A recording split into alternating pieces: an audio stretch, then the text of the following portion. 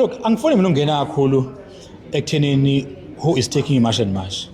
Njengoba ngisho i-march and march akuyona yomuntu. I-march and march eyabantu South Africa. But there's no confusion. The leader of march and march is Jacinta Ngobese. Akushintshi lokho. So no matter who come and go, but umholi we-march and march uyedwa. Futhi akazi sibe confused thina. Siyamazi ukuthi uJacinta Ngobese. Angikhumbuleke futhi uphakela umthakathi ethi he's taking over i-march and march. Angaze ngimuzwe. Yabo ngiyakubona ukubhalwayo manje sokhulunywa okuningi okukhulunywayo. Vele abantu can interpret izinto ngendlela ehlukene.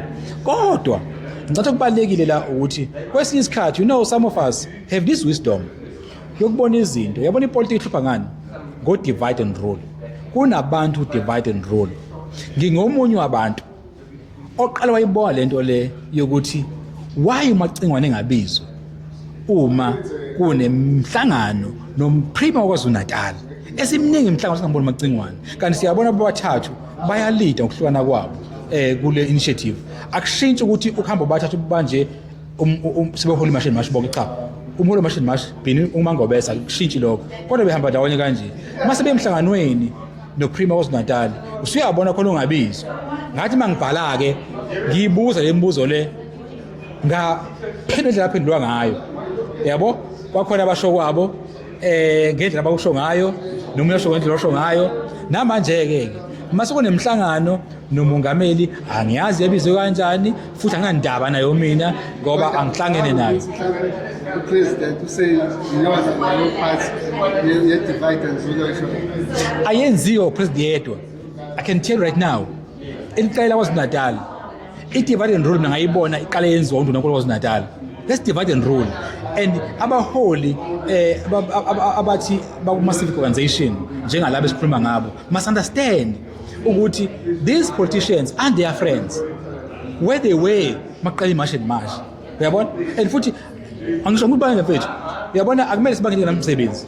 Uyabona mina ezumncwango ne-Action SA. Sokhumbuleke ukuthi I was in the forefront of even to keep ama foreigners out and ama-spaza shop ema-clinics ema-zibhedlela zakithi. I was leading that process ngingabiki i-march and march.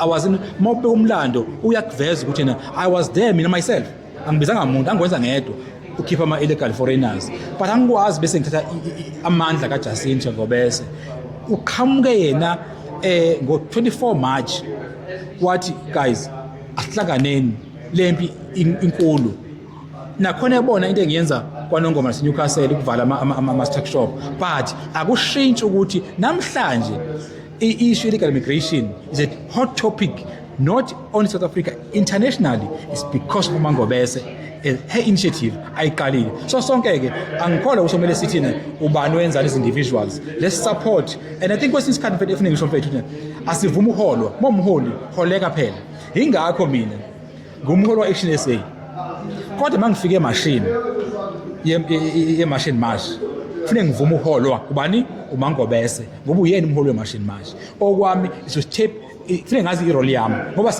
masikompete kubuholi nami nginerole yami ngoba ngila ku-Action SA ezihlalo ye-province mase khona mina hayi ngu-number 1 mase khona uHerman uba phambi kwami kodwa uHerman engekho kusifundazwe I'm number 1 so mangifike emashini ye-march and march I give space ubani uMangobese ingakho ngizongibona iqoqi base-Action SA mina emashini ye-march and march ngoba ngiyayihlonipha into ethi lento ye-march and march and bafuna ukuthi bayisuse ipolitiki kuyona yes I'm a politician and I'm supporting the initiative ye-march and march and ngizoqhubeka futhi ngibasupport mina ngoba kimi ne principle angihambi namuntu lo msindo khona akunandaba nawo ngiyakufuna ukukhuluma kodwa my message to these leaders these politicians animize ama-boardroom awabona abangani benu.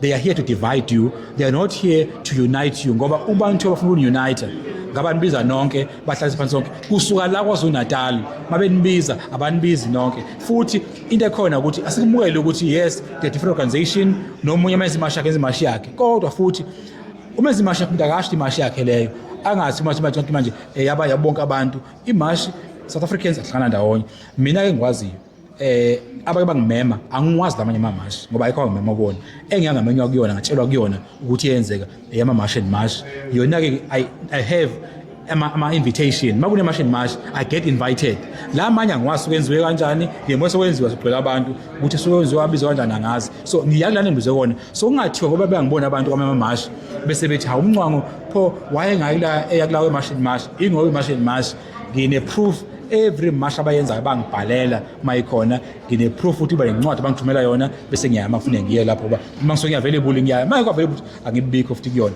kodwa engifisa ukusho ukuthi South Africans asibambaneni asihlanganeni singavumi ukuhlukaniswa osopolitiki lento ayikho ngo-premier ayikho ngo-president inge-South Africa and I can tell you both premier and the president if they want to deal ne-immigration issue ngabadila nayo abanandaba nayo even the very same parties that abarepresentayo bobabili eThekwini sesifake 3 motions ukulungisa isimo seThekwini they've been voting against those motions if ngampela today upremier uqhama eclaim as if i-IFP is solely behind a fight against illegal immigration yini angakaze akhulume ukuthi i-IFP eThekwini must support ama-motion safaka i-motion lapha yana ukuthi akwakho i-unit ezobhekana ngqo ne-issue ya-illegal immigration ama-foreigners adela ama-building edolobheni that are hijacking our buildings that motion ayizange iphase ngenxa ukuthi i-IFP ne-ANC bavota against that motion bene-EFF safaka i-motion yokuthi i-economy esema-township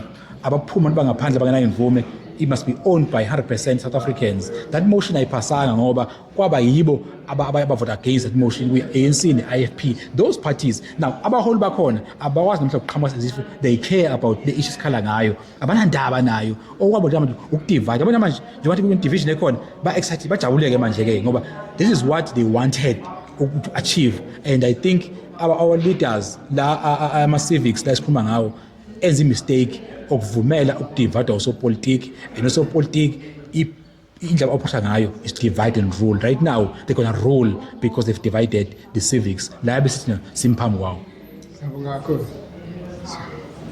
Siyabonga.